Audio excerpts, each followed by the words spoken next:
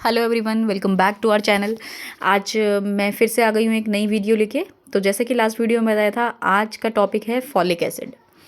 आज हम बात करेंगे कि फॉलिक एसिड हमारे लिए क्यों ज़रूरी है ड्यूरिंग प्रेगनेंसी।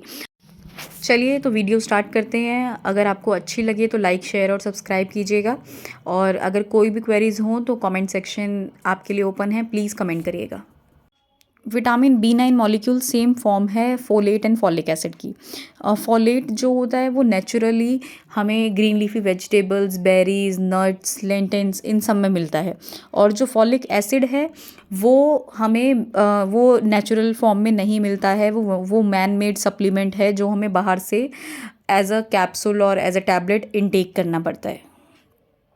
फॉलिक एसिड करता क्या है? फॉलिक एसिड जो हमारे ब्रेन सेल्स होते हैं, ब्लड सेल्स होते हैं और जो हमारे प्रोटीन जो DNA सेल्स होते हैं उनकी फॉर्मेशन करता है, उनकी बिल्डिंग्स बनाता है।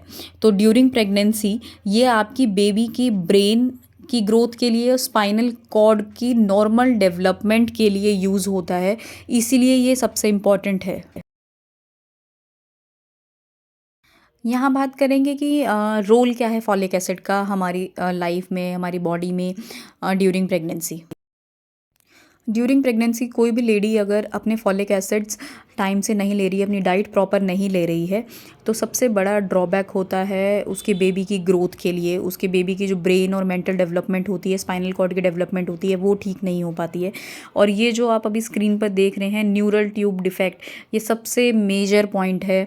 अगर ये आप फॉलिक एसिड ठीक नहीं ले रहे हैं तो सबसे ज़्यादा चांसेस हैं ये होने के। और इसको स्पाइनल बाइफाइडा भी कहा जाता है। बेबी जो बच्चे इस डिफेक्ट के साथ पैदा होते हैं वो उसी टाइम उनकी डेथ हो जाती है, होने के बाद कुछ आवर्स में, या फिर वो बच्चे पैदा ही नहीं हो पाते, पेट में ही वो दम तोड़ देते हैं। होता क्या है, ये न्यूरो ट्यूब डिफेक्ट है। ये लोअर स्पाइनल कॉर्ड जब हमारी अच्छे से फॉर्म जब होती है, जब वो बंद नहीं हो पाती है, तब होता है ये। अब आगे आपको वीडियो में शो हो रहा होगा, आप प्लीज़ देख सकते हैं, जिसको स्पाइनल बाइफाइडा भी इतना सीवियर हो सकता है अगर हम फॉलिक एसिड ना लें। तो सोचिए कितनी इंपॉर्टेंस है फॉलिक एसिड की ड्यूरिंग प्रेगनेंसी।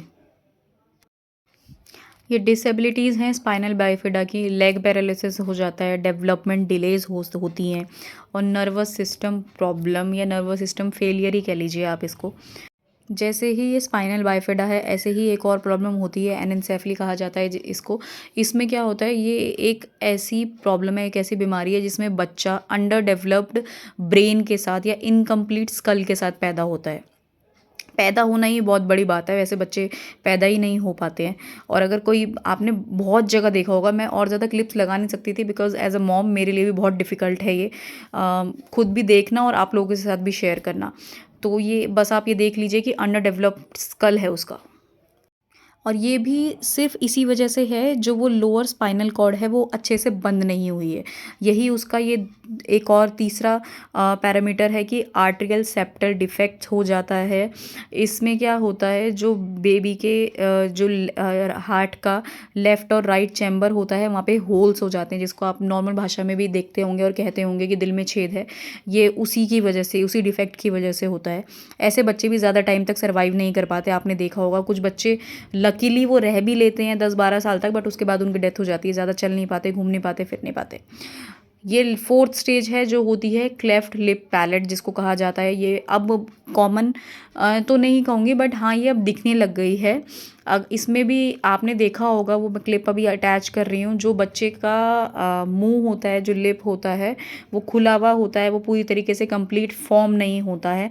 और जो इसका मेन है ना, मैं आपको जनरल भाषा में अगर बोलूँ, कि बच्चे की ओवरऑल डेवलपमेंट ही नहीं हो पाती है, फिजिकल और मेंटल। तो इसीलिए इतना ज़रूरी है फॉलिक एसिड। और अब है कि आइडियल डोसेज क्या है फॉलिक एसिड की। जो डॉक्टर हमें सजेस्ट करते हैं वो 400 माइक्रोग्राम पर डे सजेस्ट करते हैं, बट कुछ लेडीज़ में, कुछ केसेस में इसकी जो डोसेज है वो 1000 भी गई है। मतलब वो आपके जो केयर गिवर्स हैं, जो आपके डॉक्टर्स हैं, वो प्लीज़ आप उनसे कंसल्ट कीजिए और लीजिए। मैंने आपको ओवरव्यू दे दिया है कि क्यों इतना ज़रूरी है। और मैं प्लीज़ आप लोगों से रिक्वेस्ट करूँगी एज अ मॉम कि प्लीज़ प्लीज़ प्लीज़, मैं आपको अपना एक इंसिडेंट बताती हूँ। मेरी एक बार फॉलिक एसिड ख़त्म हो गई थी, मैं केमिस्ट शॉप पे गई लेने के लिए, तो उन्होंने मुझे ये बोला कि मैम आप प्लीज़ एक टाइम खाना भूल जाइएगा बट फॉलिक एसिड मत भूलिएगा। तो आप इसकी इम्पोर्टेंस समझिए। सो बस डरिए मत, बट इन्फॉर्मेटिव है तो अपने आगे जो भी नियर डियर्स हैं उनके साथ शेयर कीजिए। अगर अच्छी लगी हो तो लाइक कीजिए, शेयर कीजिए, सब्सक्राइब कीजिए हमारे चैनल को। Thank you so much for watching it.